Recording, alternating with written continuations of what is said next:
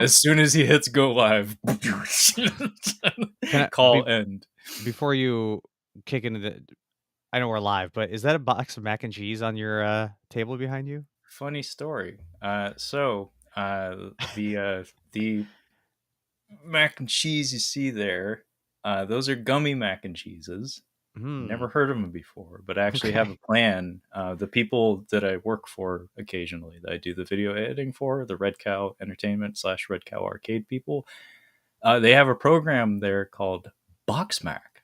Next time on Box Mac, where they review boxed macaroni and cheeses. I've actually shared it with you, Brad. It's a really fun program. Actually, it's very addictive. I watch it a lot.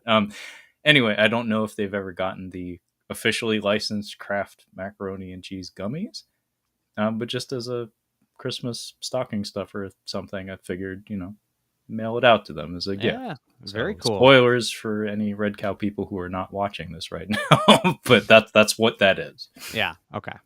It's just sitting there. It's not going to be enjoyed. It's just sitting there taking up space for now. Okay, all right. Okay, so that's a minute of vamping. So I guess we're live. So I guess I'll just say, hi, I'm Trevor, and welcome to Catching Up on Cinema.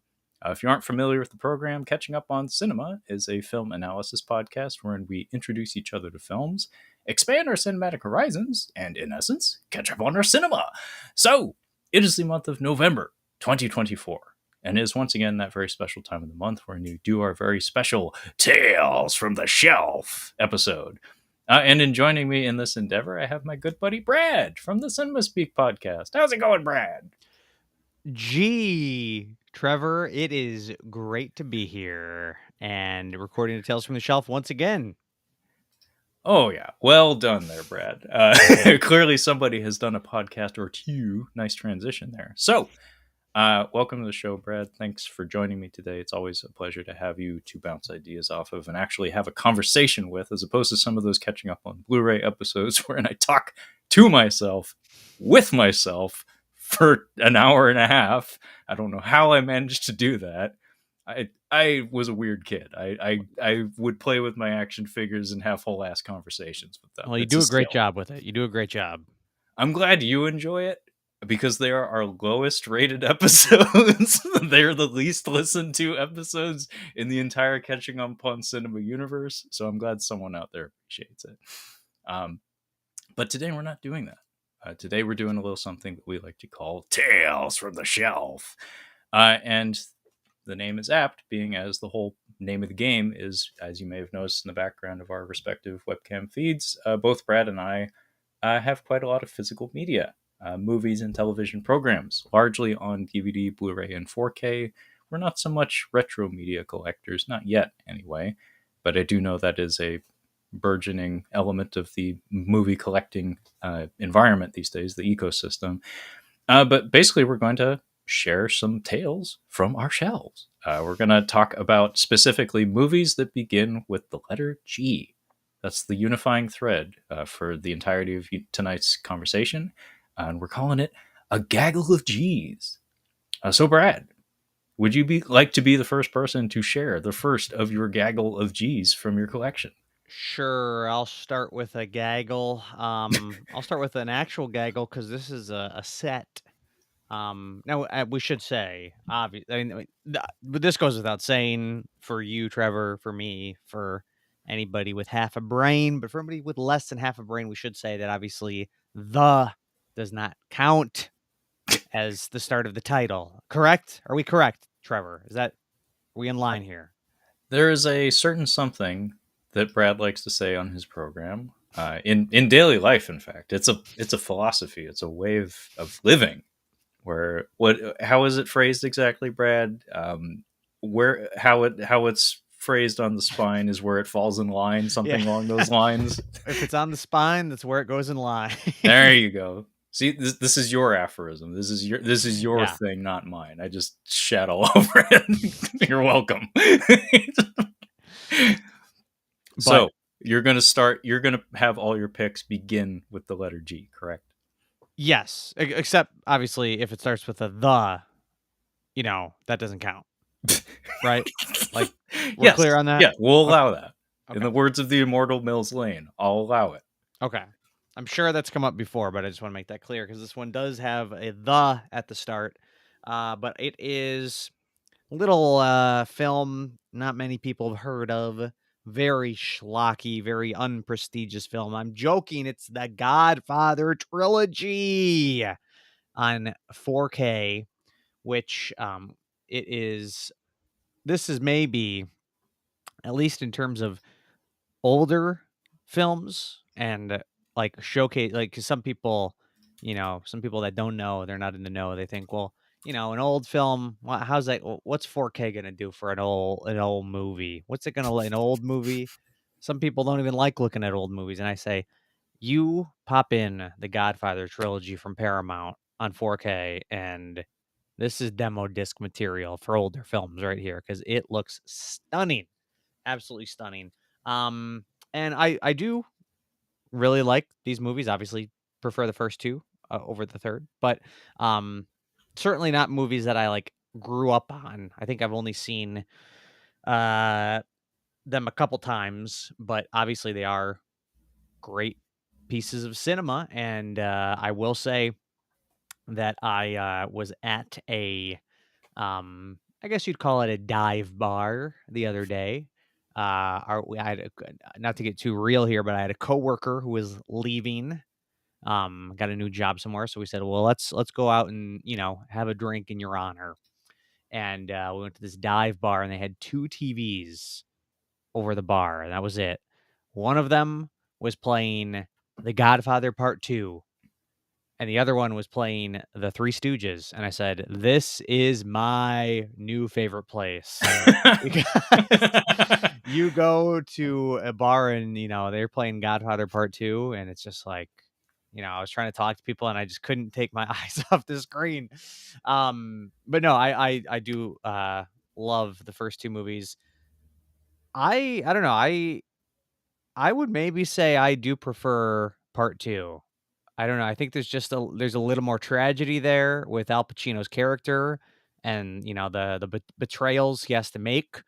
And I don't know. I think that one just it works a little better for me. But obviously, the first one it is more iconic and it is got all the great quotes. Say hello to my little friend. You talking to me? All those classics. Hooah! Yeah. Hooah! But Dunkachino! yeah. But yeah, this is a really cool set. Um, I would say, I mean, a little criticism is that they have the um individual discs. They're a little kind of Oh, jeez, it scared me. Oh, I thought it was a disc. It's the digital copy. Hide that. Don't steal that. They're a little flimsy, but I mean, pretty nice. Nice yeah, set. Oh, yeah, yeah. there it is. Oh yeah, that one. Classic quote. Um, and then you even got a separate bonus discs here. Um, which yeah, I think Godfather 3 has 3 cuts, I believe. Which that's well, Trevor, I got a few questions for you. Yeah. I'll first, which one is the best? Maybe you're gonna say 3 if you want to be contrarian, but you say which of the first 2 is the best, and then part 3, have you seen any? Because you're a big cut guy. You love different cuts. Have you I do. seen any of the um different cuts of the movie? Because interesting, this is a little controversial. The Hmm. Godfather Part 3 actual case is the one that has the new re-edit from Frankie C, the Really? death of Michael Corleone. But it does the you do have the um regular theatrical and extended cut on another disc, but the main disc that they highlight is the new cut. So, like, it's pushing that one forward. It's Yes. offering that one up as the first one that if you were to just progress through it linearly, you would run into that If one you, first. if you're a mouth breather and you don't know, that's the one you're going to put in. Um, yeah, I do have The Godfather Coda, The Death of Michael Corleone, here in my hand on Blu-ray, as well as for $14.99. That's what I paid for this. The Coppola restoration of the Godfather trilogy here on Blu-ray. So I don't have the 4Ks that Brad has in his hand there. Those look very nice. That the individual slim packaging on that doesn't bother me very much. I actually think that's a very respectful way of packaging those. It looks very nice. Um, I am undecided how I feel about the Coda cut of Godfather Part 3. I don't know that it made any real significant impact on my viewing experience of it. It it just raised more questions than anything else. The ending change was supposed to be like the big revelation, like the big major artistic change to the whole experience. I don't remember feeling impacted by it in any real significant way. The edit of it didn't feel improved in any real significant way. In fact, I think I noticed at least one weird continuity gaffe there where it's like, hang on, I think we just went backwards in time or something. Hmm. And as far as like my appreciation of the Godfather films in general, I think like you probably, I was not raised on them. I did get to them a little later in life. I certainly knew them by reputation, though. Your dads and uncles, everybody around you kind of talks about them, and you hear about it, and you know about certain scenes before you get to them, like the horse head and all that business. Like you just through osmosis, you absorb all these cultural memes about these movies because they're so famous and respected. But they were never like my Bible when it came to like cultural touchstones or anything. But fuck, those first two movies are cinema. They're grand filmmaking. There is a sheen, like a standard of quality between those two movies that really stands out from the pack. Where it's like I'm watching a fucking film, um, and I'm actually undecided on how I feel about one and two. Honestly, like I really like both of them quite a lot, but it's like a lot of people have the aliens and alien debate of like which of these things is the superior. And for me, just because of how I was raised, just because of when it got to me, probably aliens is always going to win that by a narrow margin. A lot of people would argue that, but that's the eternal debate kind of. They are separate films from separate genres that are forever attached to the hip in some fashion. And Godfather Part 2 is often heralded as the superior of those two, but there is still a debate that rages, and I'm kind of in the midst of it still, where I'm like, I really like both of these movies, but I couldn't tell you which one I would put above the other, kind of. I could definitely go either way. Like I do think the first one has like it's more iconic. Like there's some scenes that are just just all time classic scenes. Obviously Marlon Brando is a huge reason that first one is so good and his presence is so great. But I Mm-hmm. think I can't remember what part of the movie, but I do think there's a point in the movie where it does kind of like the pace falters like just a little bit. Maybe it's when Is it Michael Sicily? goes to Sicily. Yeah. Um whereas the second one I really think it just moves a lot better. And I think just in my last rewatch I just felt like it was a little bit more impactful. And I kind of like that, the first one is him, he was trying to get out of the family. Just when he's out, they pull him back in. And he gets pulled back in. But I like that the second one is when with him already in, and it's like him just like totally like, becoming a villain is like, losing all his humanity. Cause like I think Mm-hmm. by the end of the first one, unless I'm misremembering, I think he's still like he's not like done anything like horrible that I can think of. But by the end of part two, it's like he's totally gone. So I just think that arc is more interesting to me.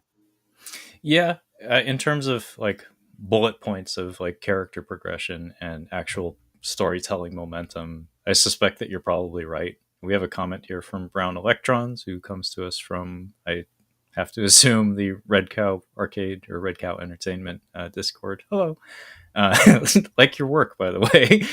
Yeah, these films were shoved down our throats by our older family members. First one has a lot of setup. As a kid, it drags a bit. I'm not sure how I feel about it. Uh, like in regards to its pacing overall. Um, but it's funny how like as a kid I assumed that some of like the bigger scenes would happen like boom boom boom boom boom like one after another, Hmm. but part of the effectiveness of the drama of all of these films, or just of fucking films, honestly, is the breathing room between all of that, where it's like the first movie has this like looming sense of dread, like building up throughout large portions of it, and then there's kind of a big payoff that comes kind of all at once. Um, the party scene that opens the whole like first 40 minutes or whatever of Godfather Part 2.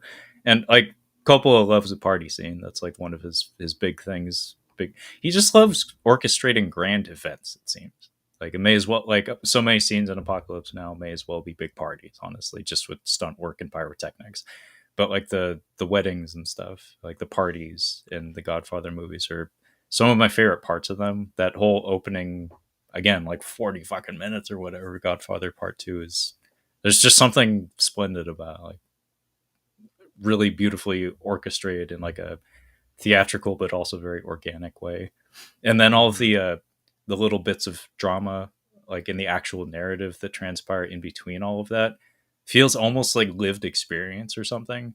Where it's like this is like maybe through his own personal lens or something. This is how a lot of like family affairs occurred. It was like in the midst of all this hustle and bustle and activity behind closed doors. There's some real shit going on.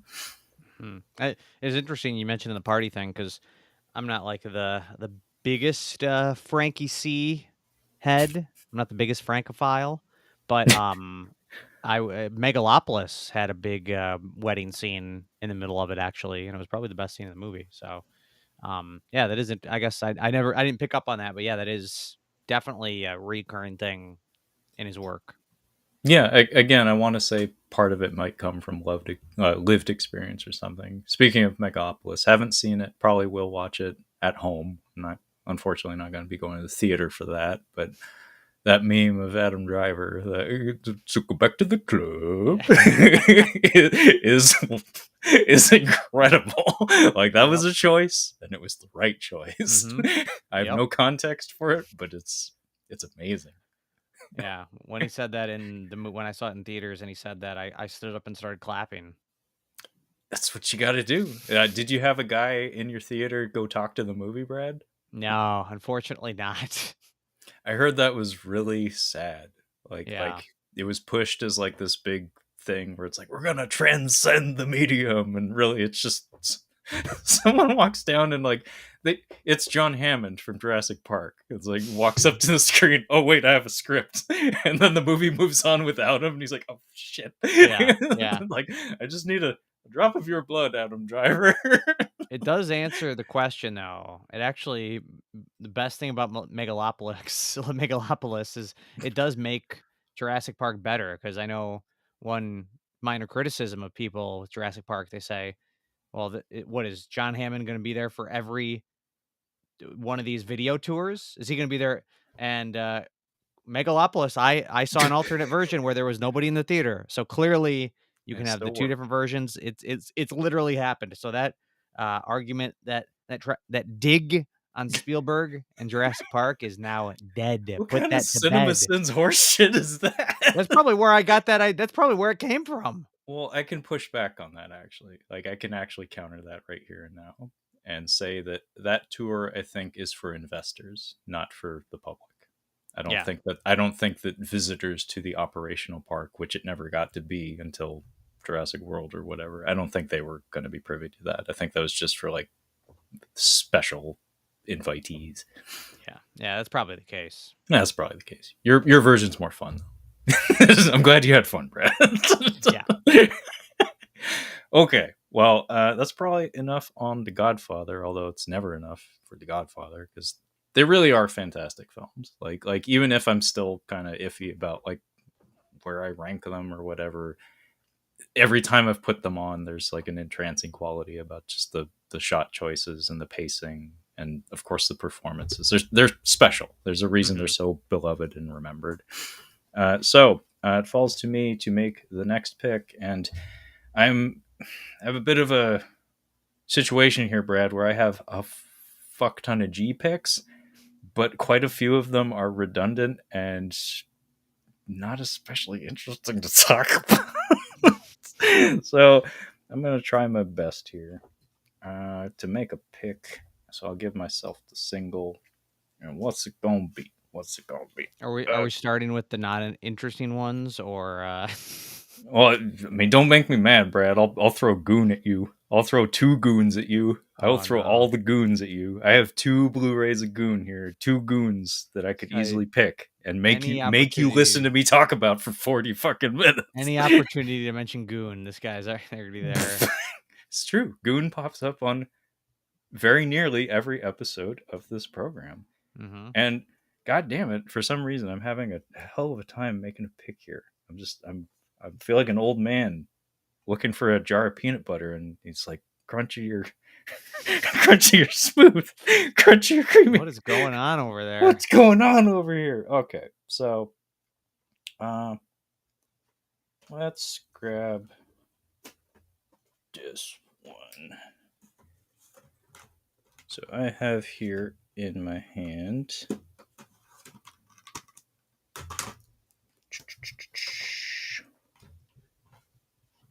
You know what? Fuck it. We're doing a couple of Godzilla movies, so we can take Godzilla off the table. All right. So, Okay. by the way, we have a comment here from Brown Electron saying, "Waiting for the Garfield." Sorry, I don't have a Garfield movie to pick for you. You don't have either of them, the new one or the old one? Oh yeah, they did make a new one with Yeah. Chris Pratt or whatever is the voice of the thing because he's a meme now. He actually Hollywood has turned it around where he went from being oh man Chris Pratt to like oh man Chris Pratt. It's Well, the ironic like thing. yeah, it's just the thing you do. Like in case of emergency, break Chris Pratt. So I have here a twofer, two Godzilla movies that are attached actually. I have on Blu-ray from two different distributors. Godzilla 1984, aka The Return of Godzilla, and this is on Blu-ray from Kraken Releasing, who are a very small, very small publisher. This might be out of print actually, because I think they might be done. I think they may have shuttered at this point, but they put out a Shut her handful of down. things. Shut her down. They put out a handful of discs that are very dear to me, so I'm glad I got this. I actually own this movie on bootleg Blu-ray, but when I saw that a U.S. region Blu-ray of it came out, I of course grabbed it because I'm a huge Godzilla fan, and in particular the Heisei era of the character is one of my favorites, probably largely in part due to my age. I was born in '87, and this obviously came out in 1984, as did all of the other Heisei films. It was from 1984 to 1995, is that period of the character's history. But one of the other really big ones, and the one that is very near and dear to me, is Godzilla versus Biollante. This is from Miramax, and I'm sure there's some sort of rights issues with this one. I think the VHS tape of this one actually was put out by HBO at the time. Hmm. And a friend of mine ended up buying this on VHS when we were very young. This movie came out in 1989, and I think it arrived like in the early 90s on VHS in our region. And this was in an era where Godzilla movies were not being released in the US. The whole Heisei period, like part of why these movies were special to me is because these two were the only ones that were released from that era of the character's history, like contemporary ish to when they were coming out in Japan. The rest of them were tied up in rights issues or more than likely just not welcome on US shores. Like the character just wasn't very prominent, wasn't very popular through the 80s and 90s until the Roland Emmerich and Dean Devlin 1998 Godzilla movie. May as well throw all of these out there while I'm at it. There's also to round out the Heisei movies. I have them all. They're all on Sony Blu-rays, 2 packs. Very ugly packaging, but you get what you get. Uh, Godzilla versus King Ghidorah, Godzilla versus Mothra, um, Godzilla versus Mechagodzilla, Godzilla versus Space Godzilla, and one of these is not relevant. I'll just cover it with my hand, but Godzilla versus Destroya from 1995. Those are all the other Heisei movies in the Godzilla series, and these two though have always kind of been my favorite. And I was lucky enough to see them when they were on VHS.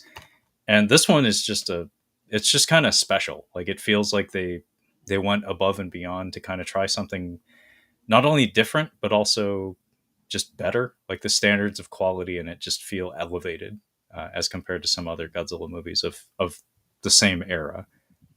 They took a lot of chances, take some big swings. It's a very kooky story. Like it goes some wild directions that you wouldn't kind of expect. But just top to bottom, it's just a really glossy, very well put together production that stands out from the crowd. I don't know how well remembered it is, though, is kind of the problem. Uh, Personally, I latched onto it because, again, I got to see it when I was a little kid.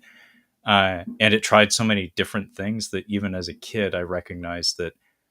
I mean, I was raised on Godzilla, but all of those movies were coming out from the 1950s through the 1970s.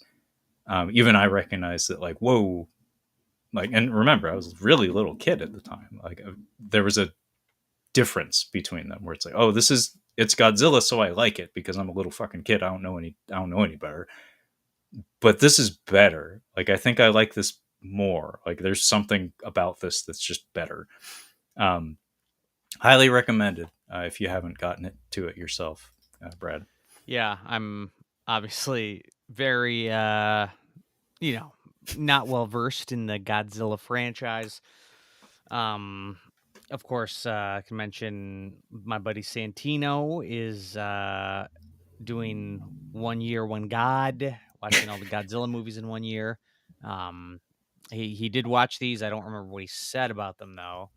Um, He said very little.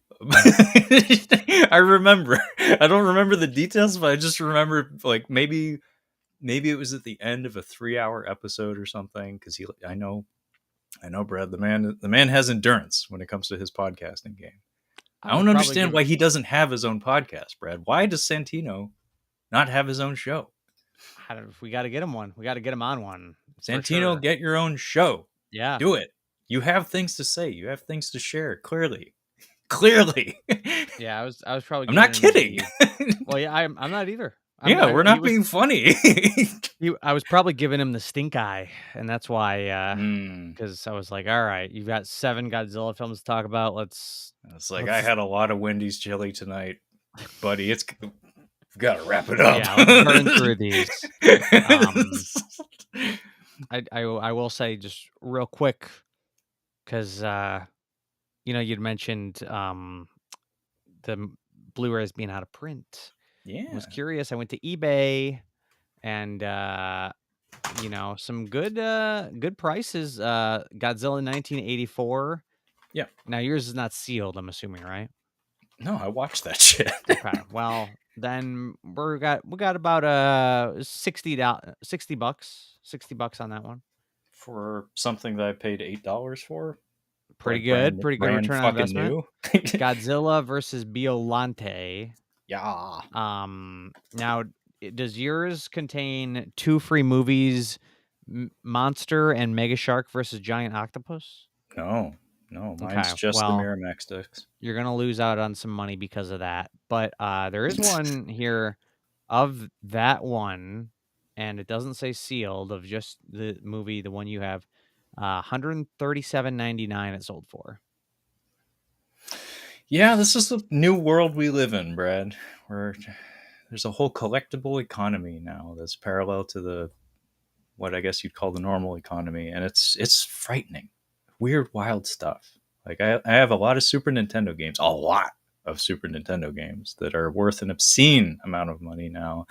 Not that I'm wanting to sell them or anything. It's just bizarre. Where it's like, Yeah. bruh, like I've had this since I was a kid. Now everybody wants it, but It's just good to know that if you're ever strapped for cash, you're just sell some of those Godzilla Blu-rays. Although maybe you don't want that on record. That maybe we should edit this out. This is Hey man, I got a wedding to plan. Might have financing issues. It's like, you know what you could get rid of, I Trevor. know.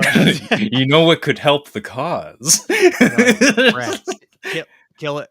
Nope. Yeah, Shut up. Nope. it's like, don't put those thoughts in her head. She doesn't watch the show. She doesn't watch the show. By the way, we have a comment here that I should acknowledge before he runs away, because we have 3 people watching, and I would like to keep at least 3. So Brown Electron says, Trevor, that's me. Did you enjoy the Godzilla -1? The Godzilla. I don't know why that phrasing makes me smile. The Godzilla Because it -1. is. It's like bam. Yeah. Went in not knowing much about the Godzilla franchise besides the American films. Well, good for you expanding horizons. But really enjoyed that one. Need to dive into the older ones. I mean, I was raised on them. I love Godzilla in all shapes and forms, although I haven't touched the Netflix animated thing because the animation style looks it's horrendous. I hate looking at it, and also I heard that the director of that, the showrunner or whatever you want to call him, those 3 movies for Netflix. I hear he's into some weird shit, like not bad stuff, just like heady sci-fi concepts that feel a little removed from what I would care to see in a Godzilla thing. But to answer your question, Brown Electrons, yeah, I really did enjoy Godzilla -1. It is one of our more listened to episodes, actually, on Catching Up on Cinema. Well worth a look. I did it with a guy named Richie, who formerly had a podcast called Super Media Bros, and he's since moved on to doing a new show called Cult Macabre. That's only been running, I think, since October. It's like brand fucking new, but he's a really cool guy. I've had the opportunity to talk with him for Godzilla -1. Dude, Where's My Car? Beavis and Butthead Do America. That was a twofer. I remember that one. That was a great one. A lot Classic of Beavis and episode. Butthead impressions on that one. Had Yep. so much fun on that one. And also, I think we did Paprika. Yeah, we did Paprika. But anyway, I have here in my hand actually the Japanese 4K of Godzilla -1 that comes in this lovely box, still sealed. I haven't gotten around to it yet. I will open it. I will watch it. But I saw this one in the theater. I live in the Seattle area, so I was very fortunate to like have theaters screening this movie. So I went out with my friend and my fiance. And yeah, this is the Japanese 4K for it that includes Godzilla minus color, which is the black and white cut of the movie that I haven't seen yet, but I can now that I have this. And also in a rare act, at least among Japanese Blu-rays and 4Ks, this is English subtitled, which is why I have it. It's funny, actually. I've mentioned this before, but worth reiterating for the people who don't care. Japanese Blu-rays are Region A, so they do play on our machines, but they very seldom English subtitle their films. I want to say it's a point of like cultural pride or something, where it's like we don't export our shit. It's like you learn our stuff, you learn our language. Whereas Hong Kong and Korea, both of those regions, it's almost across the board. They come packaged with English subtitles, even if it's only being sold in that region. It's a very interesting thing where I can freely buy movies from Hong Kong and Korea. They'll play on Region A players, and they will come with quality English subtitles. But Japanese films, very rare. This one, they made an exception because it won a fucking Oscar. It's kind of an international hit. But yeah, Brown Electrons, long story short, I liked it.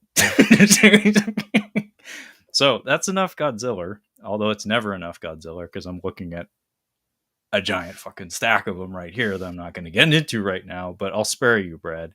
How about something else? How about another G pick from you this time? You get to talk now, Brad. Well, how about I talk about, I'm just gonna go classy this episode. I'm gonna go all class because I already talked about the Godfather. Now, how about I talk about some documentaries, some Ooh. docs? Um, and they just happen to both be sitting by each other on the shelf. So I said, let's do a twofer here because they're both Criterion Blu-rays, Criterion documentaries. Hmm. One of them I would say is one of my favorite docs. One of them I would not go quite that far, but is very good. I have the Rolling Stones concert uh, tragedy captured on film documentary, "Gimme Shelter," Yeah. from the Maisels brothers, and also Charlotte Zwerin, three directors on this one. And I have a two-pack here of Gates of Heaven and Vernon, Florida, from Errol Morris. I have seen Gates of Heaven, have not watched Vernon, Florida yet. Um, but both very good docs. Obviously, Errol Morris is pretty a well accomplished filmmaker in the documentary space, of course. Um, but yeah, Gimme Shelter, I think, is a pretty incredible documentary because, I mean, not only is it like a pretty like great look at having access to the Rolling Stones at basically the height of their career, like even before you get to the concert at Altamont and all that. Um, like there's a bunch of like stuff with them. Like I think if I'm remembering right, you get to hear them listen to the final mix down of the song Wild Horses for the first time and like see their reaction to it. Just like cool things like that. But then obviously the reason the movie's so famous is because they're having this concert at the Altamont Speedway, and it's basically like the anti Woodstock, where Woodstock was peace and love, peace and love. This one is I'm warning you with peace and love, because it was kind of a notable shit show. They had members of the Hell's Angels as security, and unfortunately, I believe I want to say three people died at the event, but one of them notably is murdered on camera by a member of the Hell's Angels, and you see the stabbing and everything, and it's pretty crazy. And I mean, another iconic moment is the end of the movie is Mick Jagger himself watching that footage after the fact and his reaction to it. But yeah, it's really great documentary. People have said like, Woodstock was like the ideal dream of the '60s and the peace and love hippie kind of thing, whereas the Altamont concert was where that all kind of like dissipated, and it's like, well, unfortunately, we the world is shit, and then we're never gonna have it be peace and love. So it's very interesting look at a certain time period, and an awesome documentary. And I don't remember much about Gates of Heaven, but it is about a pet cemetery. I think it is in Florida as well. I could be wrong. No, that's in California. But about a pet cemetery, both warm regions. Um, but yes, it's about a pet cemetery and just a documentary about a bunch of interesting, colorful characters, and has some interesting things, some insights on life and death through the veil of a pet cemetery. And I haven't watched it in a long time, but it is good. I do remember it being very good. So yeah, I mean, that is one thing I do love about the Criterion Collection is that they put out documentaries. Like not many distributors do that anymore, and I feel like just so much of modern day doc stuff is just made for streaming. Um, yeah, but um, yeah, that's probably a good idea that was the last time to use the Hell's Angels as bodyguards for their shows. That's probably a good call after that after that one. Um, but yeah, if you haven't seen the movie, I'd definitely recommend checking it out.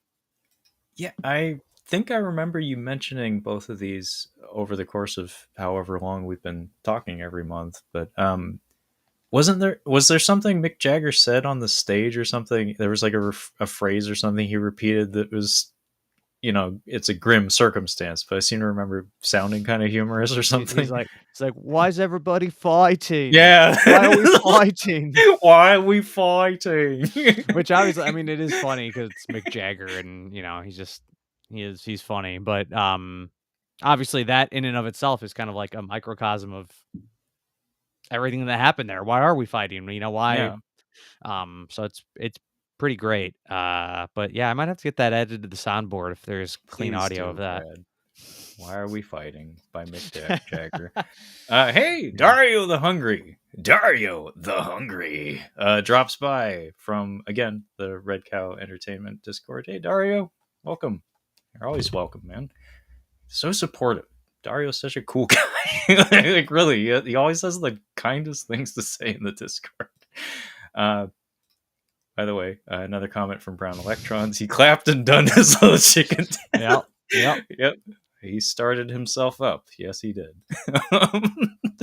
But yeah, I actually would love to see that documentary in particular. The other one, obviously, if you're having trouble remembering like the finer details of it, but I do remember you mentioning it before, so some aspect of it must have resonated with you. But the Mhm. Rolling Stones one, that Gimme Shelter, that sounds like powerful filmmaking. It's like making good use of the medium of the format, and also it's just one of those things where it's you're observing an event and then it turns into something entirely different. And I don't know, there's something about the human experience where I feel like we're all searching for narratives, kind of like I feel like we're programmed to find stories in our daily lives, in our existence, and then you have situations like that where it's like, what is the story? And then you edit it together, you distill it into something, and it's powerful. It has cohesion and meaning, whereas in the moment it was probably just like utter chaos and Yeah. violence. But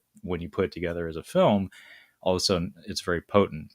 um, and then there was Woodstock 99 or whatever. It's Yeah. the grim epilogue to that.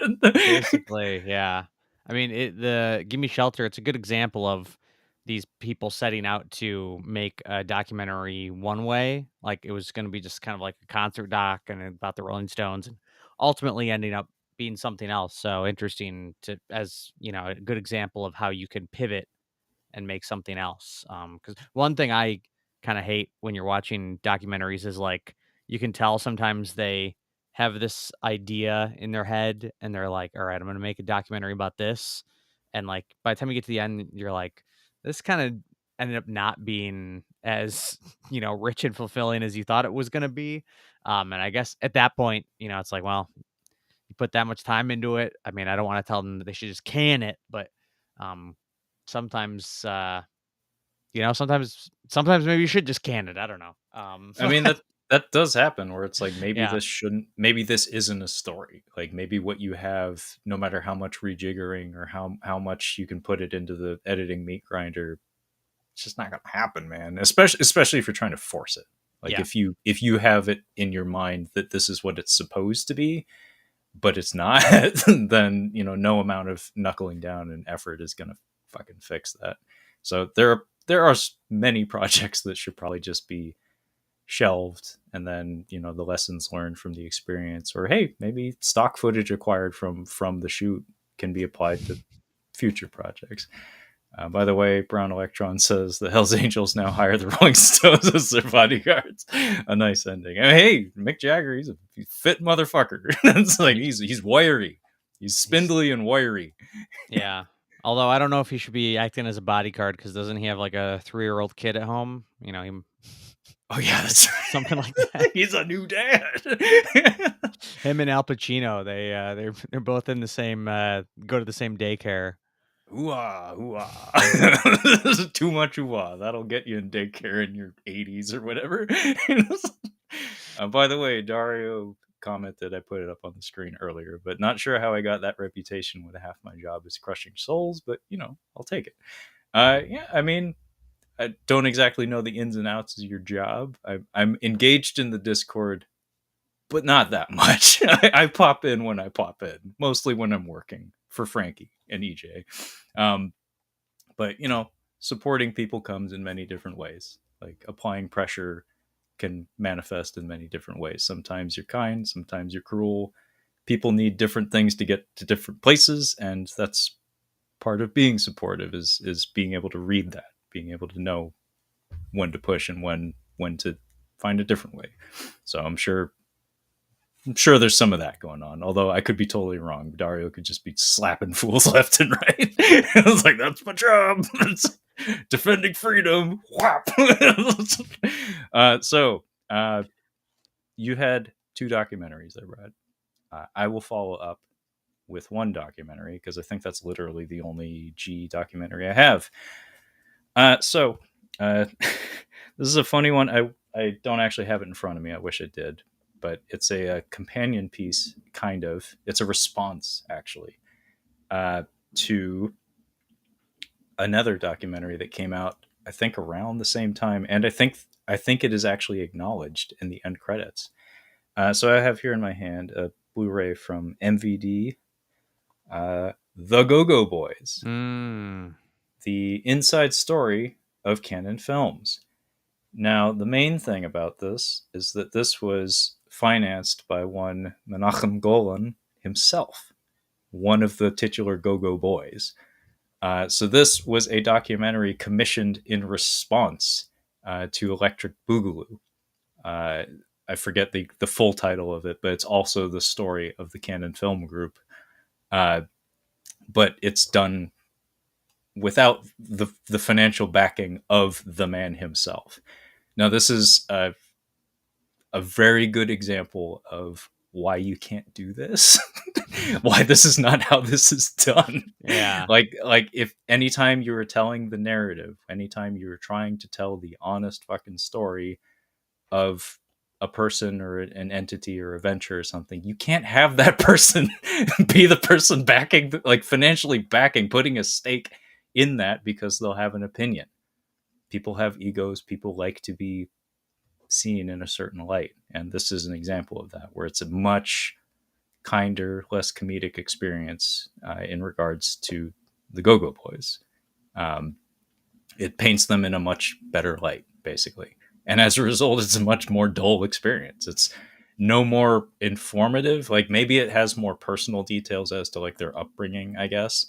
But in terms of like the going ons of the company itself, of the Canon Film Group, it doesn't have anything that the other one doesn't, and it's just not as good.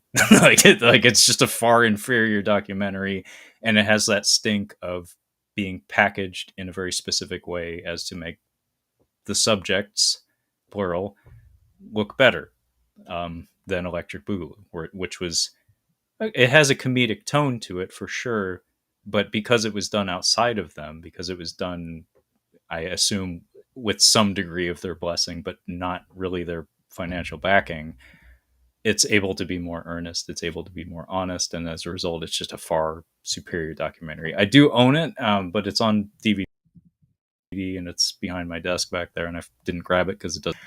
But yeah, the Go-Go Boys it's passable entertainment. It's fine in terms of a piece of information, but this is a really important thing to keep in the back of your mind, because more and more and more, I said this just a few minutes ago, we're obsessed with narratives, and more and more and more you keep seeing like celebrities or corporate types use Netflix documentary type things as a platform to control their own narratives, kind of, where it's much more likely that people are going to absorb the life story of, say, Dwayne the Rock Johnson or Vince McMahon or any number of public personalities via a Netflix documentary or something like that, rather than doing a deep dive like research on articles or books or biographies or what have you.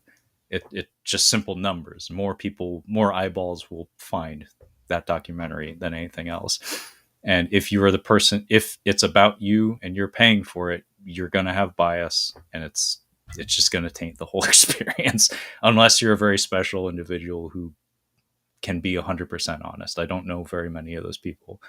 But yeah, this is an okay documentary, but Electric Boogaloo is way better. Have you seen either of these, Brad? I have not. I do remember Electric Boogaloo getting like some notoriety. Like when did it come out? It had to have been 2016, 2017, around then. Yeah, yeah. I kind of remember when it came out and it getting buzz. I really don't think I heard of that one until you. I know you mentioned it before, but yeah, I don't think that one quite had the splash that the other one did. Yeah, Um, Go Go Boys. I did mention the end credits of Electric Boogaloo. It's kind of an amazing comedic beat because the name the Go Go Boys comes from their hustle, like their expedience in terms of getting things greenlit, and obtaining financing, getting movies out there quickly, produced and shot quickly.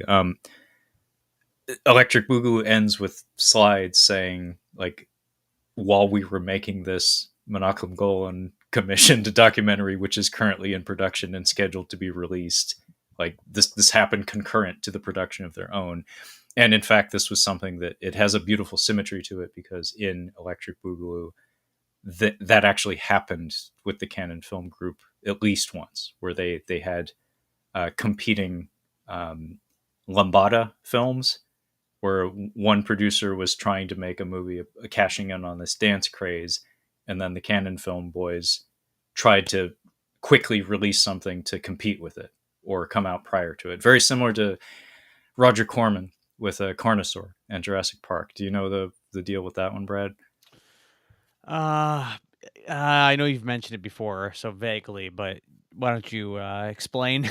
I mean, it's not really a story, but the point is there is a novel called Carnosaur that Roger Corman obtained the film rights to, and because he's Roger Corman, cool guy, passed away very recently, very unfortunate. Um, he produced and released Carnosaur before Jurassic Park, like in the midst of the hype and the build up to Jurassic Park. He beat them to the punch and put out a dinosaur movie in the hopes that he would get a return on his investment. I think he may have. It's not a very good movie by any means, but the point is he read the landscape. He got a lay of the land, and he was like, "Oh, dinosaurs are in.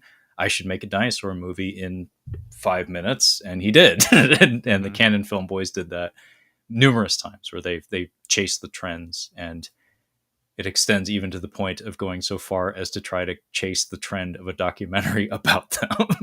It's like, oh, somebody's making a documentary about us. That might be a thing. Let's make our own documentary about us. Well, it reminds me of I can't think of any other examples, but I feel like it's happened at least a few times, and I know it has happened with other non-documentaries as well. Hmm. But two documentaries about the same subject coming out in very, rapid succession of one another. Um, and the obvious one that comes to mind for me is the Fire Festival Oh yeah, documentaries, yeah, because there yeah. was a Hulu and a Netflix one. I got actually the Woodstock '99. Actually, there was the HBO documentary, and then there was a Netflix series about it like a year later. Oh, Um, I only knew about the HBO thing. yeah, yeah, I didn't watch the Netflix one, but yeah, they put out a 3-part series. So Shit. yeah, it's funny how that happens. Obviously, the Fire Festival one makes sense because, like, obviously that was a very recent thing.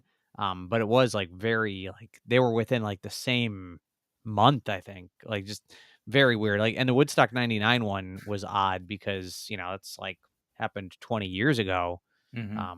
But it is interesting how that happens with documentaries and non fiction films as well. Yeah, I mean, Deep Impact Armageddon, Yeah. like it's parallel thinking kind of something or other, or Hmm. you have two movies of similar subject matter come out very close together, go head to head with one another. Uh, was it Volcano? Dante's Peak was one of the other big Hmm. ones. Dante's Peak, Dante's Peak, man, all the way. Have you seen that one, Brad? I have not. No. Worth a look. Dante's Peak. Yeah. Look into it. Look Okay. into. All right. Yeah, yeah. Dante's Peak is a good one. Um, yeah, I would not be surprised in the slightest if one of those competing documentary series was perhaps financed by some people involved in the Fire Festival or who had financial stake in it to some degree. Again, Yeah. narrative control is really important these days, like being able to have a counter argument or try to steal the spotlight, where it's like, oh, that documentary is not the good one. You want to see this one that makes us look way better. Yeah. Yeah, Dario the Hungry, by the way, contributes Armageddon all the way. Yeah, nobody fucking remembers Deep Impact. Do you remember Deep Impact, Brad? No, I do not. Of I do course you not. don't. Deep Impact fucking sucks. Armageddon is a Michael Bay movie through and through, but it's a very good Michael Bay movie. Like it has all the good qualities with very few of the bad ones. Anyway, we can get away from the Go-Go Boys. Would you like to do another pick, Brad? Yeah, I could do another one. Okay, let's do another one. Well, let's do something. How about this, Trevor? I've got 2, 3, 4, 5. Deciding which one am I going to highlight? The Decider. 7. 7. Well, I wish you wouldn't have picked that one, but okay. No, actually this was the one I wanted you to pick, and I swear I'm not. This wasn't rigged. Oh, So it's a movie. Starts with a G, as would has happened on this episode. I have The Gift, certified oh, fresh, which is directed by the one guy, Joel Edgerton. yeah. And Gordo. Gordo. Yeah. Fucking Gordo. I kind of like, I remember the trailer came out for this and I was like, that looks pretty good. Hmm, And it was quite good, I thought, but good in a very different way. Like I won't spoil anything, but I like where it ends up and who becomes the villain or who is it's kind of like things get pretty blurred. And I love Jason Bateman in this movie. I think he's so good. And he's playing kind of in a zone that he's comfortable in, but he's way more mean spirited in this than he is in some of his other things. Like it's almost like if Michael Bluth from Arrested Development was a sociopath. And I kind of like that. But yeah, it's a really solid thriller. I think Joel Edgerton has maybe directed 1 or 2 movies since, but nothing with this kind of pizzazz. I don't know. Did he write it as well? Yeah, he wrote it as well. damn. Um, yeah, I don't know. I had a good time with it, and it's been a while since I've seen it, but I was pretty impressed with it. I thought it was suspenseful. I also like Rebecca Hall quite a bit. Yeah, it's a good one. Don't often talk about it on the podcast, but Rebecca Hall is distracting. Just leave it at that. No. She's Yeah, great. She's great. this might be her best work. Yeah, she's great. We like Rebecca Hall. Yeah, I'm kind of in the same boat with you on that one. Where I saw it around the time it came out, and I do not remember anything about it, but clearly I remember Gordo. Mhm. Like that stuck with me. It's also the nickname of my ex's brother, uh, so called because he was a very skinny man. He was Mexican, but he was a very skinny man, and his nickname was Gordo, as in Okay. fat guy. And it was very appropriate. Where it's like your Yeah. sister calls you fatty, like okay. But yeah, Gordo. I remember that, and I remember liking it quite a lot. But beyond that, I don't know what it is. I don't remember much details, including the final revelation. So I guess I'm guilty for like completely blacking that movie out of my memory. Well, Um, it's not really the final. I wouldn't say the final revel. It's more. no, no, no. I'm just talking about the flip of the characters, like who you think is good versus bad in that movie. Like, Yeah, yeah. It's a very skillfully constructed narrative in that way, where hmm for actors especially, that reading a script like that is probably very fun. Where you're like, oh, I can make use of that. I can do some fun stuff with that if you're an actor who cares about the art form and stuff. But Um, Joel Edgerton's always been a little bit of a selling point for me, actually. I don't know what it is about the guy, but I just like him. Like, I don't hmm think he's a amazing actor or anything like that. And he kind of stepped away for a minute, but I think he's back now. Like, there was a gap in his filmography, like sometime in the late 2010s or something, I feel. Like, I just didn't see his face as often, but it could just be the fact that I saw his face fucking everywhere through the 2010s. But I've always kind of liked him, and I've been attracted to projects because of his inclusion in them. So I don't know what he's up to these days, but I would love an excuse to check out some of his new stuff, see what he's up to, especially Uh, if he also wrote and directed that, because I knew he directed. I didn't know he wrote it. yep. And maybe there was something I saw him in. Well, yeah, like he was in what Star Wars Episode 3 or whatever. He's also in the 2. fucking Obi-Wan show. They brought Yeah, him yeah. back. So I probably had like obviously I saw him in Revenge of the Sith or whatever it was, but where I really first took note of him, I guess, was have you heard of there? So there's like 18 movies with this title, but there's a movie called The Square, which is directed by Nash Edgerton, who I assume is his brother. I guess I don't think I've ever checked, but I assume it's his brother. And it's kind of one of those like committing a crime and for money, like a crime gone awry thing, and you continually having to cover up the crime, and your crimes get worse and worse and worse, and you're on the verge of being caught, kind of like Hmm. a Simple Plan or Shallow Grave or a little bit of a Fargo vibe. Hmm. And I really like that one. And I think it's an Australian film. I think he is Australian. Does that sound right? Or is he? I think he's an Aussie. I Yeah. don't think he's a Kiwi. I'm pretty sure he's an Aussie. Yeah. Yeah. I quite like that movie when it came out. I haven't watched it in a while, but that's another recommendation from me. Yeah, he's had a very varied career. Like he has not seemingly allowed himself to be typecast. I remember him being exceptional in Black Mass. Uh, Hmm. he he had a juicy role in that where he got to do some new shit. And Warrior was that's a bit of a guilty pleasure movie for me. Just on paper, that it checks a lot of boxes for me, even if the presentation of it isn't amazing. But um, I wasn't a huge fan of him in Exodus, although I just didn't care much for that movie. Honestly, the Ridley Scott Bible film. I mean, the film's an absolute masterpiece, but I'll give you that he maybe was not the greatest in it. Um, It's kind of a interesting presentation of Ramses, where it's like he's like body proud, and he mhm, has that "I'm the god" thing. He's like trumpeting himself, and like he's got bulging muscles. He's always yeah, shirtless, and so it's actually kind of an appropriate presentation, I guess, of the character in some respects. But I need to that movie rewatch that. was that movie. I don't know why I saw that in the theater. That might have been an ex girlfriend movie as well, where it's like, why did I see this? Oh, it wasn't up to me. It's like that's probably why. It's like you just like Christian Bale. It's his nose, it's his facial structure. I'm sorry I can't give you Yeah, that. I don't know. I kind of remember liking it. The crocodiles in the Nile. That was kind of cool. That it's Ridley Scott. It's always going to have something.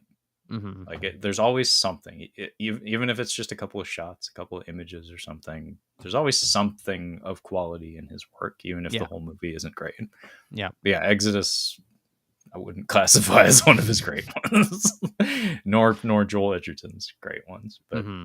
we like Joel Edgerton. Yeah. No, I mean yeah. Not to keep going, but I mean, It Comes at Night. He was great in. That was a good one. Um. I know a lot of people were not happy with it because it was perhaps advertised incorrectly or something to Mhm. people, but I liked it. Like I enjoyed it. And recently, Master Gardener, the Oh, he was in that. Paul Schrader flick. He was very good in that. Yeah, I know. I know you're a Schrader head. I haven't seen it, but maybe I'll check it out. Yeah, Schrader up. Schrader up. Okay. You want me to do one more pick, Brad, or are we ready for Yeah, speed round? yeah, Okay, we can I do one will more. do. I'll do one more pick. I will do that because you asked, um, and only because you asked.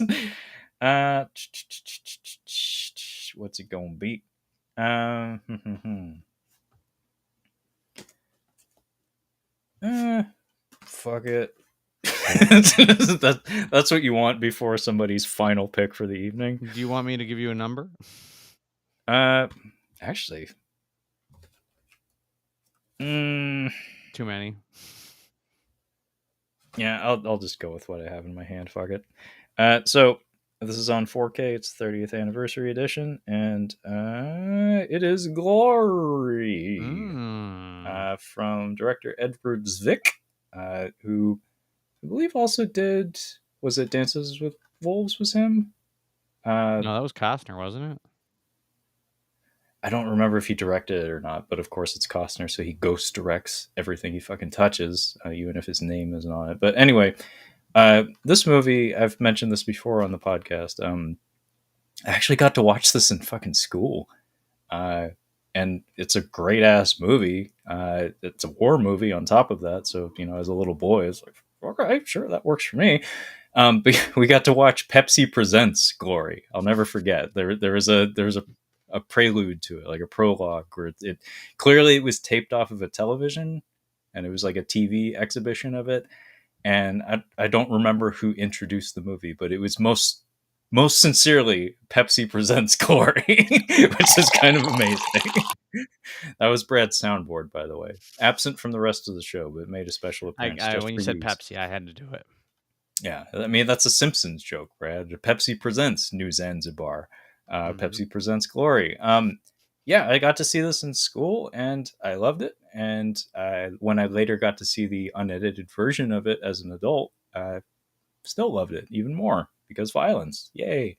But yeah, all-star cast. You can see quite a lot of the faces on the front there. You got Matthew Broderick, who's most certainly the least of the cast, but probably got top billing for some reason. Denzel Washington, or Denzel Washington, I think is how you're supposed to say it, who has an appearance in Gladiator 2 coming out this month. He's phenomenal in this. There's a scene in this one that kind of taught me what acting was to some degree, where it's when he's being whipped. He does some nonverbal acting where he's just looking at the Matthew Broderick character, and just his facial expressions, the way he's reacting to the trauma, and the score, everything backing it. It's just a really powerful, dramatic moment. Morgan Freeman is great, obviously. I think Does it say on there, did Denzel win Oscar Gold for that one? I think he did, didn't he? Does it say I anywhere? think he did. Yes, Academy Award winning performance, 1989, Best Supporting Actor. Good call, Brad. Um, and deservedly so. I mean, he doesn't have the most screen time. It is a supporting role for sure, but he fucking steals the movie in every respect. Morgan Freeman's doing Morgan Freeman shit. I think, was it Andre Brower might have a prominent role in this one as well. And Elwes also is doing Carrie Elwes shit. Before the Saw, Brad, before his career took a different turn, and now that's all he does is horror schlock. Ever since they had him, which now for a different conversation, for the people who are bored of me talking about Glory, which of the Saw sequels, spoilers, did they bring him back for? I can't That would remember. be Saw 7, aka Saw the Final Chapter, aka Saw 3D. See, this is why Brad's on the show, because he's a machine. Look at this man. He's a Well, monster. it helps that I rewatched them all last year. Good man. Well done. But yeah, his career, I think that was the turning point, maybe, where it's like, oh, they brought him back, and now this is where he lives. He lives backstage on the set of the Saw films. Mhm. And they did that sorority slasher movie or whatever. Was it Black Christmas or whatever? But it was like a really fucked version of it, Oh, was where he there's in I never saw that one. Was he in that? I I'm probably crossing my string. I'm crossing my wires here, but there is a horror movie from like the 2010s or early 2020s that involves like a sorority and a fraternity, and it's a fight the patriarchy movie, and there's black goo, Yep. and he's Yeah, like a no. cult Yep. leader. He was in that. Yeah, I got it right What here. what is it? Black Christmas. Yeah, the 2019 I haven't even version. seen this shit, and I know it. But that's where he lives now. Carrie Elwes lives there now. By the way, fun comment from Brown Electrons: Saw Shank Redemption. That's a movie waiting to happen. I Yeah. would watch that. Saw in Shawshank. Fuck yeah. Get Clancy Brown in there as the big bad or something. Shit. But yeah, Glory. Uh, Very good film. James Horner's score is right up there with most of the acting performances. Honestly, I don't know if you're a fan of James Horner's work. I miss him a lot. Mhm. I miss his sound. I miss a lot of like the composers. Like this is such a fucking boomer fucking thing to say, but like I miss the sound of a lot of the composers that was kind of raised on. There's just I don't know, a richness, a certain quality to it that just feels kind of absent. Like I feel like a lot of scores are more reactive and less melodic than they used to be. Like themes, it's very hard for me to find themes and motifs in scores these days. I mean, there's exceptions for sure. Like, was it is it Ludwig Göransson who did the Creed movies, Brad? I think so. Yeah. Yeah. He thematic scores like for he did the first two, not the third one. The third one was some guy. I think he did a fine job, but I have no fucking clue who that guy is. But he did a fine job, not tearing him down or anything. But yeah, thematic, like richly melodic scores are just not something I find very often. And maybe it's just I'm not watching the right movies. I don't even watch that movies anymore, man. I'm too busy. but but James Horner's score for Glory it's up there with Titanic. It's right up there with Aliens. It's one of his it's right up there with Braveheart, which we covered on the podcast just a couple weeks ago. It's one of his better ones. And the I forget if it's like the Harlem Boys Choir or something. Whatever boys choir he incorporated into the score really elevates it quite a lot. Great use of human voice as instrument. Yeah, I also watched that one in school. School. But I haven't Watched watched it in it. school. I haven't watched it in school, but I haven't watched it since. And yeah, I'd like to revisit it because I don't know what grade you were in, but I was in eighth, so I I think I was believe seventh or eighth. Yeah. we watched it over the course of at least 2 classes, maybe 3. So, not an ideal way to watch a film. No, no, but you know, it's a war movie in school. In school. Yeah. Yeah, but yeah, it's stuck with me a lot. It's not like a favorite film of mine or anything, but when it came out on 4K, that was a fun opportunity for me to revisit it as an adult because I Mhm. really hadn't watched it again since I was a pretty young kid, like 12 or 13 years old. So Best movie you ever watched in school, maybe? I don't have the resources to make that pick at the moment, but I'm pretty Mhm. sure I actually got to watch some cool shit in school. Like, Yeah. I mean, Emperor's New Groove. Emperor's New Groove was pretty cool at the time, Yeah. but that was at the Um, time. Well, I saw Apollo 13 in school. That was a good one. That's a good one. That was a Shit, good one. Honey, I Shrunk the Kids, obviously. that's a good one. Shit. I brought Transformers the movie to school, but they put the kibosh on that. Denied. They said it got to play for like 10 minutes, and then too many Autobots were getting shot, and the librarian was like, "No." I got to put Yeah. it in the machine. I got to start it, but they said, "No, no." Ironhide just got his head blown off. No. Yeah, you're done. You're done. Yeah, yeah. Sorry, Trevor. It was a proud moment for me. I was trying to bring culture to the classroom. The other kids didn't know. Mhm. That's a I'd have to really dig deep into the recesses of my memory, but that would be a cool topic That's a someday. good topic, actually. I would have to I don't I might have to make some purchases to make this an episode, but do a Tales from the Shelf on movies we watched in school. Yeah, I really would have to do a deep dive, and I would Yeah. have to do a lot of purchases because I don't own most of those movies. But I will share this, and then we can get out of here, Brad. I I had a really cool teacher who he played a joke on us with a movie. It was a really cute gag. Like it wasn't like brilliant or anything, but he thought about it. It was kind of fun. So he came into the class with this grave expression on his face, and he like played up the drama. Like you guys sit down, sit tight. We're gonna do some studying. We're gonna do some learning today. And he said, okay, so we're gonna have a test after this. I need you all to like really focus because focus, serious. He said, French Revolution. When did it happen? And then he just like put on the movie, and it was "Don't Start the Revolution Without Me," which is a comedy. And literally every scene in the first, I don't, maybe it persisted through the whole movie. He didn't let the gag play out for that long, but literally every scene in the movie for the first however many minutes we watched it begins with the narrator saying 1789. It has a big caption, and like every scene transitions to 1789. All right. Okay. Yeah, so it's like the most obvious thing in the whole thing.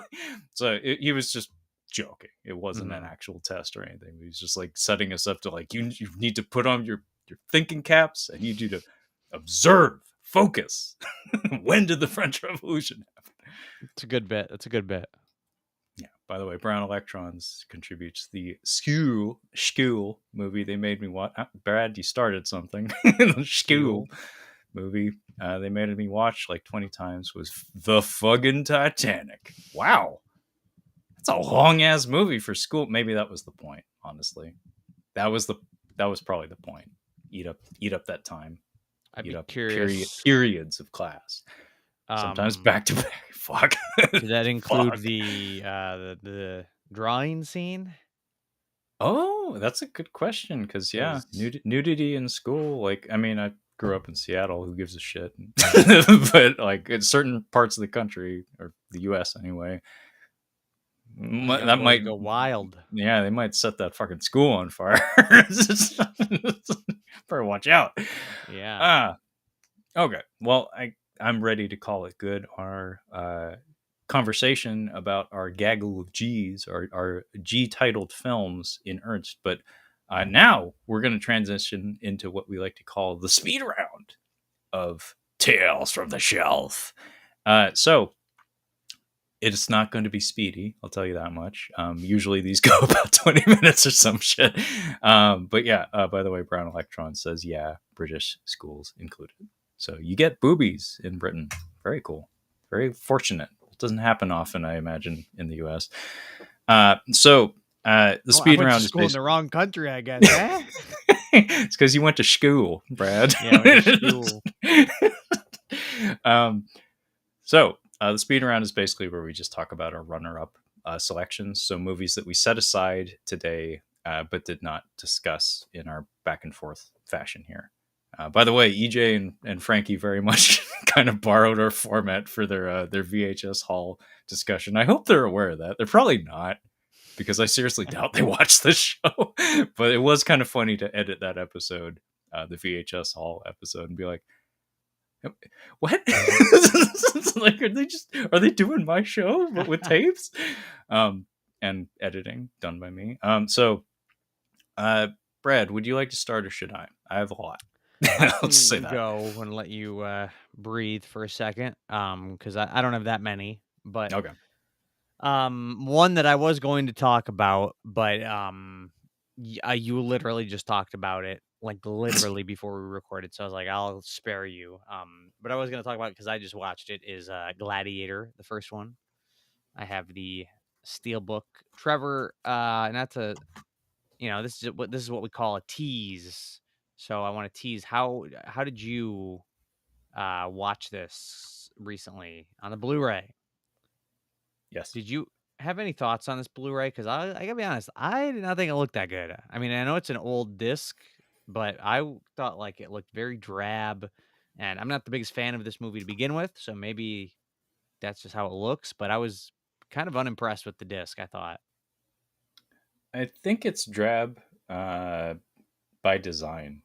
Hmm. Like the color palette it's a sword and sandal film. It tends to be lots of ambers, lots of earth tones and stuff. Um, may may have something to do with the compositing in the film as well. Maybe it covers some of the seams ever so slightly for some of the composited elements of like constructing like Rome and stuff like that. But yeah, I wasn't like overly impressed with the presentation of the disc. I assume we have the same disc in our hand, just different Yeah, packaging.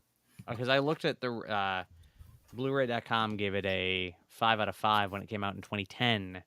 Whoa! But Oh I was wait, looking at some. 2010. Uh, Mine's from like 2005. Yeah, but I'm assuming it's the same disc, probably just a new transfer, I would guess. Or I mean, Yeah, scratch that. Different disc, same transfer, I would guess.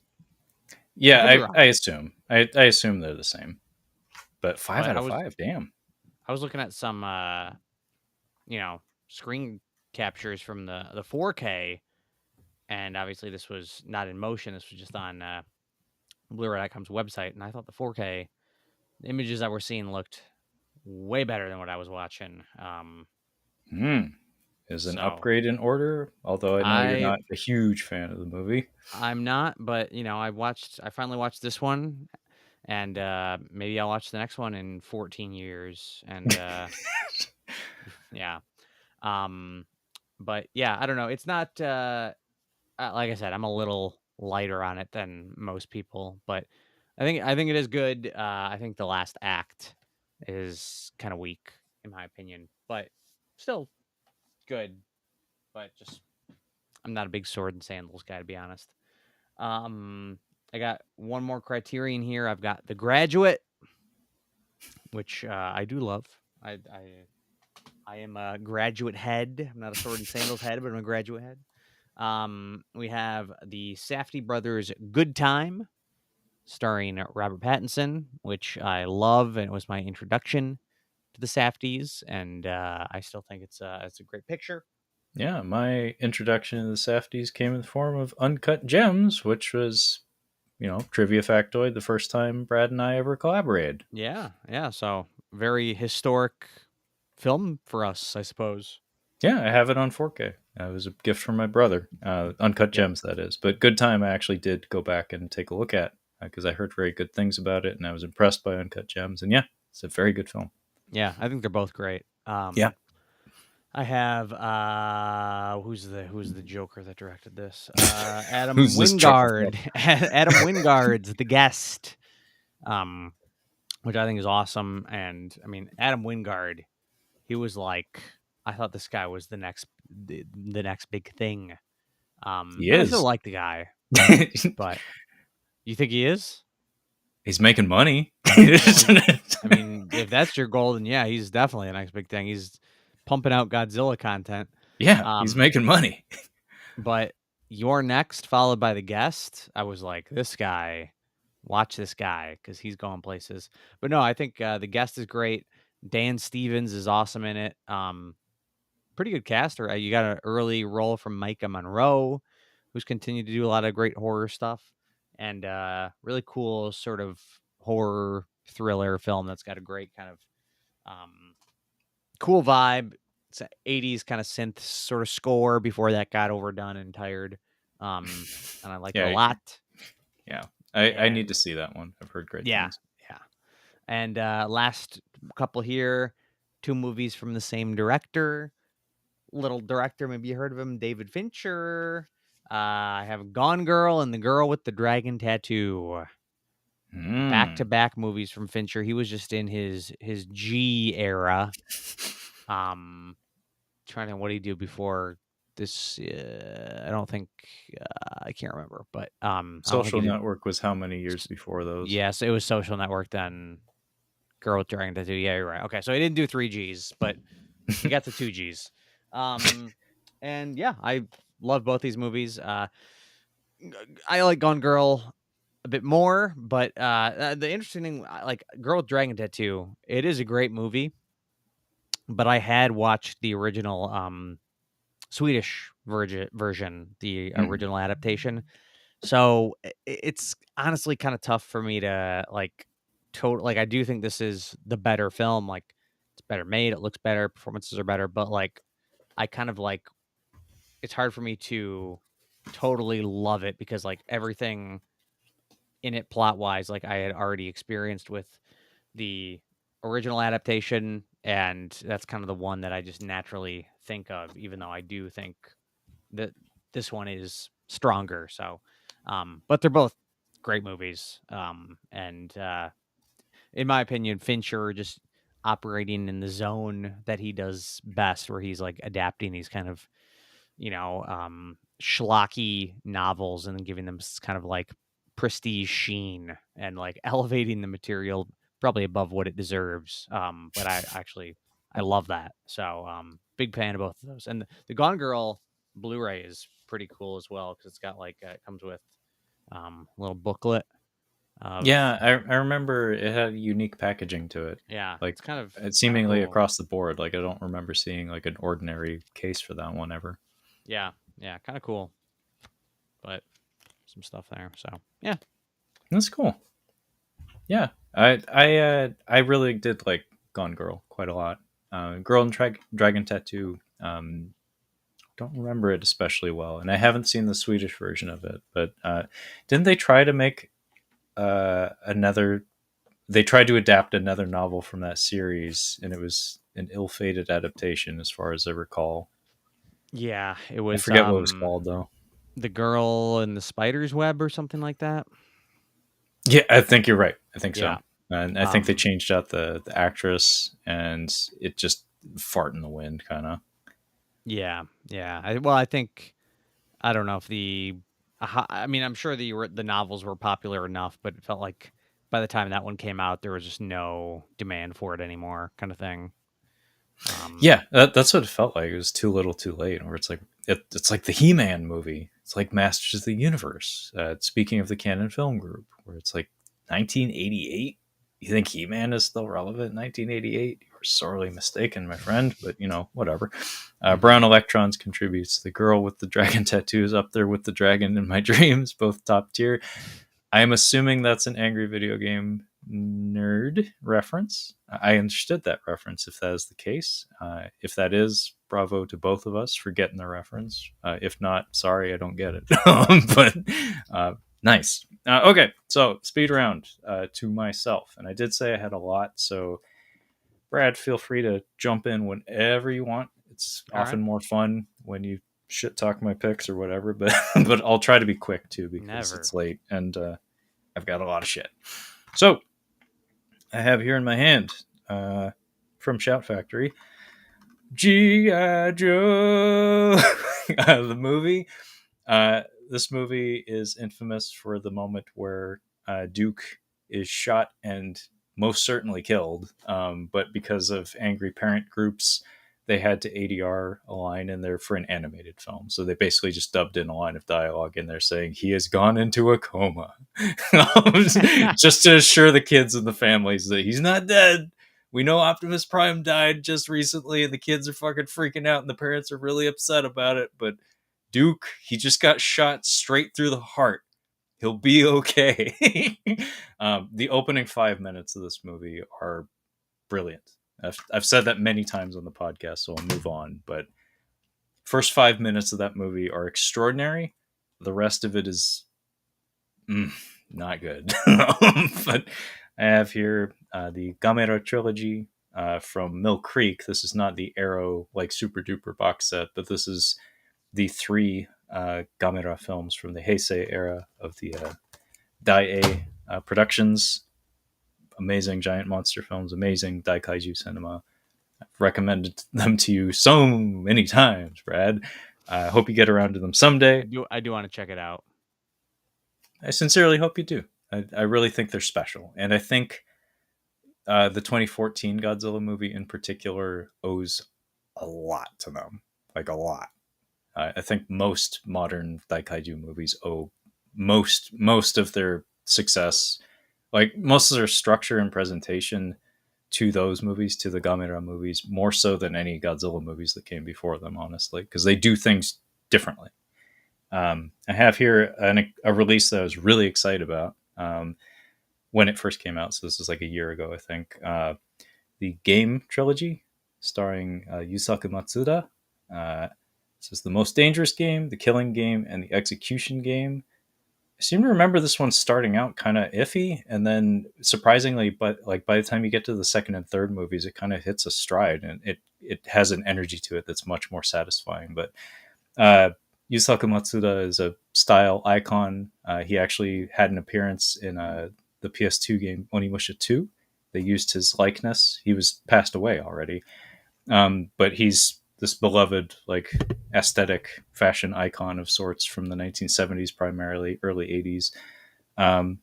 He's cool. That's kind of his brand. He's fucking cool. He got to be in a video game posthumously. That's how cool he is. He He looks died. pretty cool on that cover. I got to be honest. Yeah, he looks pretty fucking cool. I wish I was that guy. I want You that talking to hair. me? I've had that hair. Yeah, you talking to me? This movie came out, I guarantee you, in the wake of Taxi Driver. Most certainly a ripoff in that regard. Um, but what was I going to say? Oh yeah, he passed away during the production of a Ridley Scott movie, Black Rain. Mm. I think of bladder cancer, maybe. His last film could have been his big break because he was very talented. I have here a disc that could be expensive, like might be worth some money because it's also from Kraken Releasing, and I'm really pissed because it's a number two of a two-part thing, and I can't, even on eBay, even on the secondary market, I cannot find the first volume. Uh, Garo. This is a Japanese television show, a tokusatsu program. So this is like Power Rangers adjacent for the uninitiated. This aired at midnight, I think, on Japanese television. And when I was in college was when this was being aired. I really loved this show. I loved it until it turned into a fucking franchise. Now it's just beyond me. But that first season of it was really, really, really special. And I was downloading episodes of it every week when I was in college. Fond memories of that experience. I have Gridman, the Hyper Agent, which is a internet-based, basically like an Ultraman analog kind of. So it's another tokusatsu television show from the '90s. This actually made it to U.S. shores in the form of Superhuman Samurai Cyber Squad, featuring one of the kids from Boy Meets World or some shit. I caught a couple of episodes of it. I had a couple of toys when I was a little kid. But as far as I know, it failed to make a splash. I have here Gangs of London season 1 and 2. Season 2 only was released on DVD in our region. Not a good sign. I think both are Have you now watched available it on yet? Netflix. Yeah, I have. Is it worth Have continuing? probably not. So another thing that I've talked about countless times on the podcast, so I won't bore Brad with this, but Gangs of London was a show that I was really excited about because was it Gareth? Is it Gareth Evans or Garrett Evans? Fuck. I probably got it completely wrong. Anyway, it's the fella, the Welshman, who made the Raid films, the Indonesian action films, the Raid films. He's kind of like the showrunner of Gangs of London. Directed at least a few episodes of the first season. I cannot speak for the second season, but his name alone was a big deal for me. As was is it Joe Cole? I think is his name. Um, this fucking guy. I like him. He works for me. He was really good in Green Room. Um, I was really excited about this. Ended up watching it. Brad did too. It was on AMC Plus, I think. I ended up just getting the Blu-ray, and it starts out really fucking good, and it has some really cool stuff in it, but it just does not really stick the landing. And season 2 may as well be the same story all over again, where it's like it starts out well enough, but it very seldom reaches the same highs as that first season.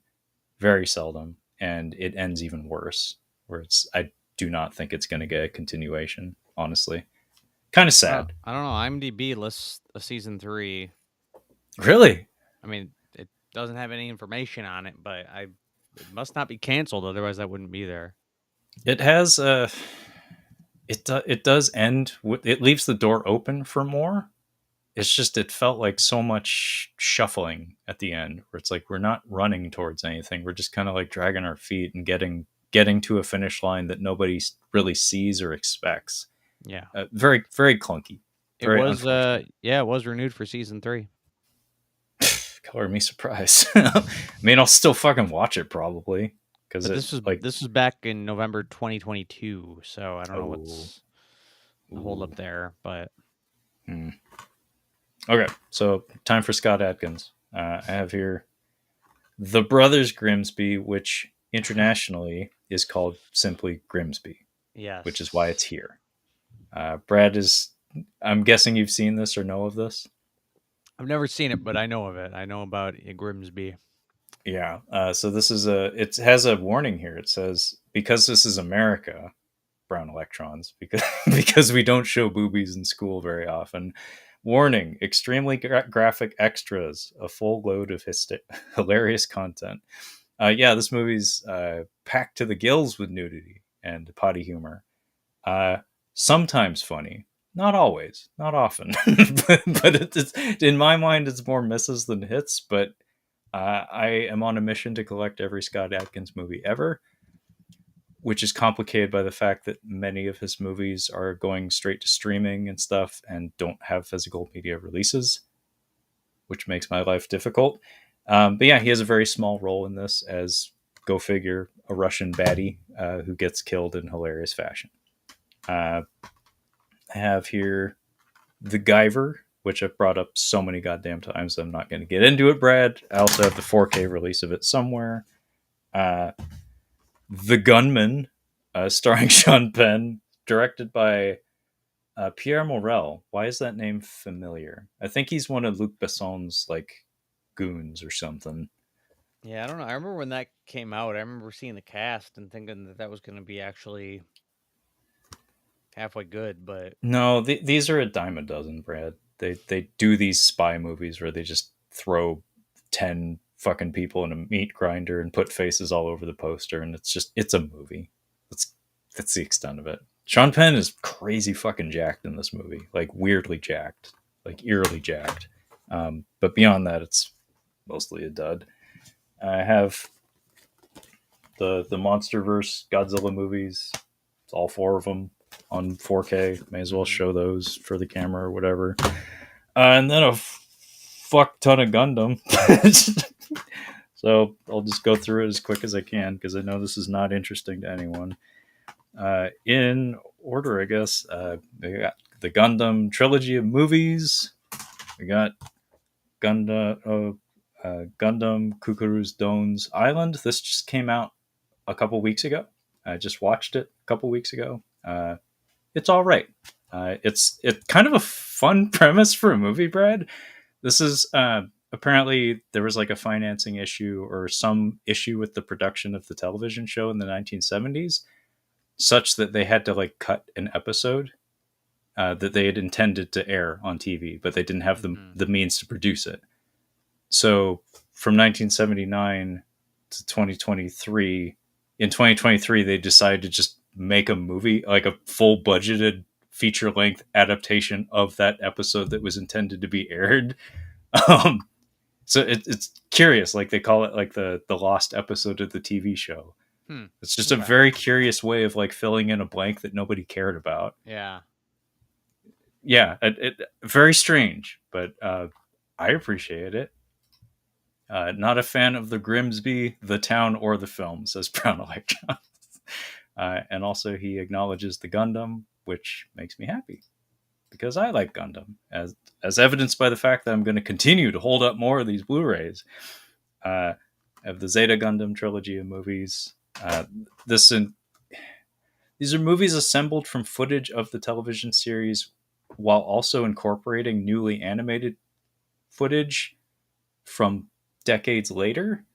It is not harmonious. Like the new footage, it's like watching the Richard Donner cut of Superman 2, Brad, Mm. where it's Yeah, like you can clearly tell what's what. it's weird. But it's a condensed version of a whole ass TV series into 6 hours. So it's like, for me, it's fine. Char's counterattack. This is some real Gundam shit right here. This is my shit. This is the best. Love this shit. Uh, Twilight Axis, Gundam Twilight Axis. It has a G in it, Brad. Um, this is actually a web series that it's like barely 20 minutes long or some shit. It's truly bizarre release. They put it on Blu-ray and made me pay money for it. Those fuckers. Uh, Gundam Narrative. This is like the super duper special edition with an art book enclosed. This surprised me. This was actually not half bad. I was expecting it to be complete dog shit. Gundam F91. This is from I think 1990, and it has a theme song that I like to call like "Welcome to the '90s" because there's some element of the instrumentation that kicks in where it's like That's the sound. I was like, welcome to 1990. Oh shit, there's more Gundam, Brad. There's more Gundam. Oh, by the way, we have another comment here. People are commenting as I'm getting ready to wrap up. What the fuck? Gundam is fine, but it's no superhuman samurai cyber squad. Perhaps, Chase Keys, you were not here for this, but Gridman, the hyper agent, is superhuman samurai cyber squad. I do not know if you were in the room to get that reference, but it has been acknowledged. Your reference is understood and received. More Gundam, though. So we have the Origin series of Blu-rays. This is like a prequel to the main television series with splendid animation, although some people probably object to the CG they use for all the mechanical elements of it. That's a strange marriage of mediums where it's hand-drawn animation coupled with CGI for the rigid objects like the machines and stuff. Gundam 8th MS team. This is my shit. This actually aired on U.S. television via Cartoon Network. It's terrific. No, I did catch that. That's why I brought it up. Good. Glad you got it. We also have Gundam Thunderbolt, December Sky, and what was it? Bandit Flower. These are awesome. Love these. Very, very good. Really want for there to be a third entry in that, or forevermore. Honestly, the animation quality on those is fucking great. Like, they do some cool shit. Gundam 0080, if you want to cry, this will fuck you up. Yeah, this was made during that cultural wave in Japan where they were kind of acknowledging the horrors of World War II, like reflecting on. They were very reflective on it, so they were doing a lot of media, kind of holding up a mirror to themselves a little bit, kind of in like that Grave of the Fireflies sort of way. 0080 is heavy. It's a interesting way to present a war story where it's like through the eyes of a child, kind of. 0083, this is my shit also. There's a lot of Gundam that's my shit, but 0083 is spectacular. It's just fucking fun. It's like doing a Star Wars Rogue One, kind of, but better. Where it's like it's that in between chapter that nobody really asked for, but they did it really well, where it makes itself feel necessary. Like Rogue One, I don't feel like that story was one I needed to know, but that movie was all right. But this one's like, oh yeah, that whole tapestry of storytelling benefits greatly from having that there. And then Gundam Unicorn is a fucking juggernaut of the Gundam universe. Like, all roads lead to Unicorn in some fashion or another. It was just a marketing powerhouse. Like, it made all the money. It made everybody happy. There's just so much to like about it. The release schedule of it was hilarious, though. It took years and years and years of like episodes being trickled out like every couple of years or something. It's like, are you sure you wanted to make this a series? Like, that was a very poor choice, man. Yeah, I do have more, but I'm gonna cut it there just for everybody's sanity, especially yours, Brad, being as you're on No, the I East mean, Coast. dude, don't let me stop you. I mean, you can keep going on Gundam because, I mean, Okay, you asked for this. There's no more Gundam, but we'll do all the G's. We're doing it. We're doing all the G's. you gotta do it. Listen, if you don't do it, I'm gonna be disappointed. So If you just start do it. snoring on the other end of this this live stream, I'm gonna be very upset, man. Brown Electron says, I have to peace out and get back to work. They want me to watch the Titanic. Those fuckers, they got you again. Thanks for helping me get through some of my shift. You're very welcome. Stop by next month whenever we end up doing this. Happy to have you, man. Also, really do enjoy your work when you post it in the Red Cow Discord. Good stuff. Very talented.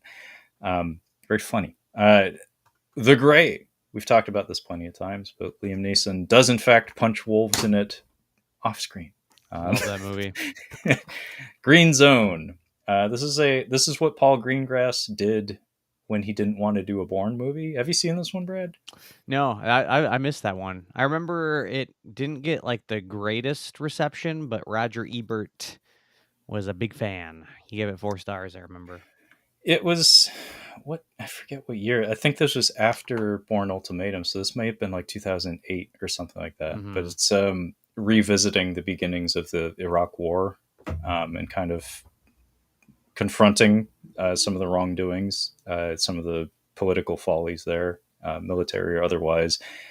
So it has like a little bit of like a, I mean, it's fiction, so it's like it's trying to do a little bit of a revisionist history in the positive way, like try to shed light on the situation, but also show like what could have been to some degree.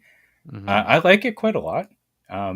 It's not so much an action movie. It's almost like a cop drama, because unfortunately that's kind of the nature of war these days, is urban police action more so than what we often think of as like all out war and stuff. So it has the Mhm. feel of almost like a cop drama of sorts, but it's Matt Damon dealing with the local population in Iraq. And yeah, the plot goes some interesting places. It has things to say. It's pretty blunt about it, if I'm being honest. But um, John Powell's score, he scored all the Bourne movies also.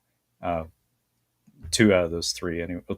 Three out of those four Bourne movies, three out of those five Bourne movies. God damn, there's too many Bourne movies. Were Greengrass, and also Matt Damon. Um, Did he and score the, Bourne live action stunt show at Universal Orlando Studios? I don't know, and I don't. There's even more Bourne stuff, Brad. There's the Bourne Conspiracy, I think is what it's called, for the Xbox 360. Mm, It okay. had Paul Oakenfold. Uh, he did the score for that one. The Techno Man himself, Paul Oakenfold, did the score for that one. And I don't know if he did Treadstone. I think they did actually make that show. I think it's a Bourne adjacent television show called Treadstone. I don't know if he scored that either. Okay. Anyway, John Powell's a magnificent composer. Sadly, seems to have had the majority of his career tied up with the DreamWorks company, to the point that I think he's just going to do How to Train Your Dragon movies until he dies. Um, like that's all he fucking does anymore. His score for Ants I like quite a lot. Say what you will about the movie, but I've always really, really liked John Powell. And this movie, his score for it is really good. The ending chase for it in particular is like a show-stopping action cue. I like John Powell. I wish he did other things, because he was doing action movies a lot in the '90s, and then I don't know. Hmm. Hans Zimmer maybe took his chair or something. Yeah. Speaking of Grave of the Fireflies, Grand Budapest Hotel, the only Wes Anderson movie I have on my shelf, and you better fucking believe I didn't buy it. Kyle gifted this to me. He loves it so much, he said I had to own it, so he just gave it to me. That's it. That is a really good way to get me to watch something. Is just give it to me. Make put it on my shelf. Put it in my backlog. I'll get to it eventually. Uh, Goon and Goon 2, The Last of the Enforcers. Goon was Here we going to go. happen tonight, Brad. Goon happened. We made Goon work. I It love always Goon. happens. It always happens. All roads lead to Goon. uh, kind of hard to tell given that there's a lot of kanji on it, a lot of Chinese kanji to be specific. But Goemon, this is a Hong Kong import Blu-ray. And it's kind of like a Robin Hood story, but the reason why I own this is because it's from a Japanese director named Kazuaki Kiriya, who is a music video director, or was anyway. He was very prominent in the 2000s, maybe even the 90s, but his visual style is very garish. It's very audacious. It's very loud. Um, he's only done a few movies, but all of them, from a visual standpoint, are immensely creative. His one foray into Western filmmaking is called Last Nights, and it's dog shit. Like, did you ever want to know what Clive Owen and Morgan Freeman were up to in Eastern Europe in the late 2000s? It's called Last Nights, and it's dog shit. And it's from a Japanese director who has done good things, but not there. Some more Godzilla. Believe it or not, there's more. We have Godzilla Tokyo SOS and Godzilla Final Wars. I think your boy Santino may have gotten this far. I think he may have gotten these out of the way already. I think so, yeah. And Godzilla 2000, which I did get to see in the theater because it did air in American theaters very long after it was relevant. It was kind of bizarre. And Godzilla Mothra and King Ghidorah, Giant Monster All Out Attack, and Godzilla X Mechagodzilla or Godzilla Against Mechagodzilla. This one, Brad, is from the same director as the Gamera trilogy of movies from the 90s. Okay. It's a good one. It's exceptional. It has a little more inspiration behind it, I guess you'd say. Like it has more things going on. It has things to say, and it's trying different stuff. Because a lot of, I'll be the first to admit, a lot of Godzilla movies in the 2000s in particular were kind of treading water. They're just kind of like playing the hits to some degree. But that one, you know, different director from a different studio, had something to prove, and I think he did. Speaking of Gamera, what was it? Chisaki Yusatachi. So Little Heroes. This is a weird Gamera movie where it came out in the 2000s, but it's not connected to the 90s ones, but it kind of is.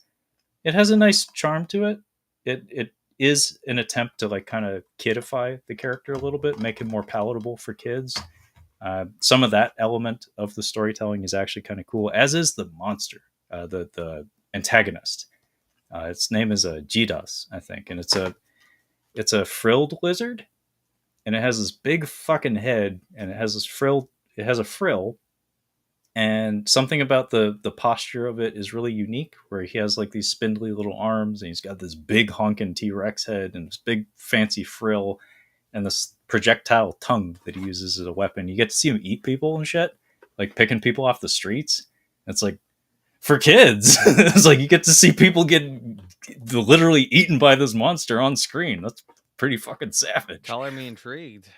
Yeah, it's not talked about very often, but it's a decent little movie that didn't have a lot of hype behind it, as far as I can tell. Gunhead. I have Gunhead. This is an Alan Smithy production, meaning this movie was disowned. It is a Japanese sci-fi film with some really cool miniatures. Like the whole movie is miniatures, Brad. Like that's the whole thing. And also, was it Barbara Bach, I think? I swear this is the lady from Under Siege 2 and maybe Hot Shots Part 2. I think that's her. But this is a Japanese film and she kind of acts in it. She's probably not directed very well, being as it's a Japanese production with a director who stepped away from the production. But the miniature effects in this are utterly charming. Terrible movie. Absolutely terrible. Terrible human being, Steven Seagal, the Glimmer Man, featuring Steven Seagal killing somebody with a credit card because Steven Seagal, terrible human being, can confirm. Gangster Squad. Sean Penn is also weirdly jacked in this movie. I really, really wanted this movie to be great, Brad, but it just isn't. Like it on paper, this should have been so fucking cool.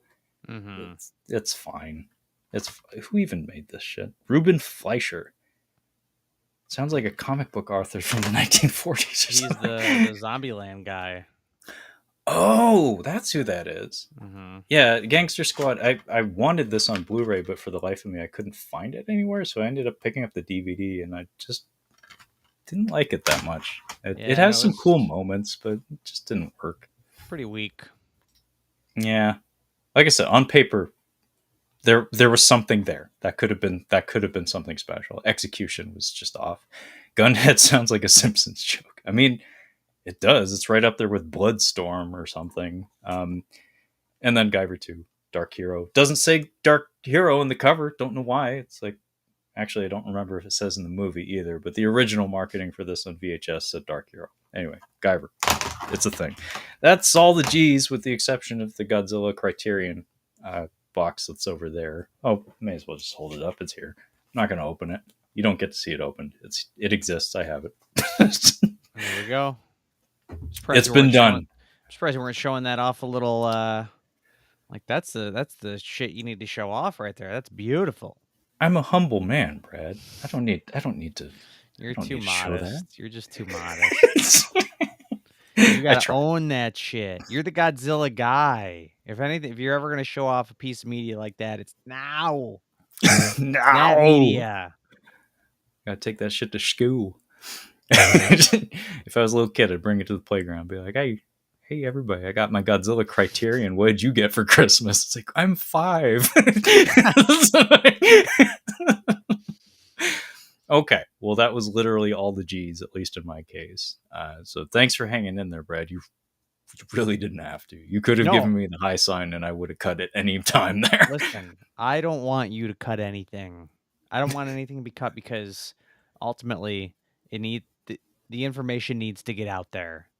Yeah, all 5 people out there need to know. I need to know. I need to know. Because you need to know never to bring up Godzilla or Gundam on any podcast ever again. Well, now it's covered, and we'll never speak of it again. We'll never speak of this again. No, he got it out of his system.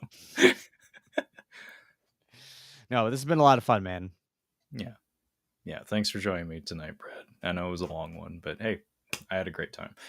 So now comes the part of the program, Brad, where we say our goodbyes. But before we do, would you care to let our listeners and hopefully our viewers, all 2 of them, know where they can find you and your super amazing podcast? So it's the Cinema Speak podcast. You can find us wherever you listen to podcasts: iTunes, Stitcher, Spotify. We are on X at the Cinema Speak, on Instagram, Cinema Speak Podcast, and on YouTube as Cinema Speak. And then you can just find us on the web at cinemaspeak.libsyn.com. All right. Nicely done there, Brad. Tough year for movies so far. I know some of like the big ones have been a little bit of disappointments, but do you think we're going to finish out the year strong? Do you think some of the big picks are going to stick the landing before we get to the end of December here? I think we're cooked, man. We're cooked. Stick a fork in it. We're done. All right. Well, I don't know if we're going to be reviewing it for Catching Up on Cinema, but I am on the hook to do the Glicked. That would be the Gladiator 2 and Wicked Part 1. Twofer in the same day, essentially. I think there's going to be a meal break in between, but it is going to be the same day. It's not up to me. It's a birthday party thing. But we'll see how that goes. We'll see how I feel about those. I've been hearing really good things about Wicked. Gladiator 2, more divisive, honestly. Yeah, no comment from me on that one. But Brad will have his thoughts for us Thursday? Yes. Okay. Well, you check out the Cinema Speak podcast to learn what that eerie silence indicates. As for myself, you're watching the show. It's Catching Up on Cinema. It's on all the podcasting platforms you can fucking imagine. I'm not gonna plug anything else because everything sucks. Like every platform out there, every media platform fucking sucks. So I'm not gonna endorse anything, and I'm probably gonna dump a bunch of apps in the next couple of months. So I may as well not advertise them here. That being said, thank you so much for joining us tonight. If you did, if not, hopefully you're catching the replay a little bit later. But yeah, that being said, thank you so much for listening and or watching, and we'll catch you next time.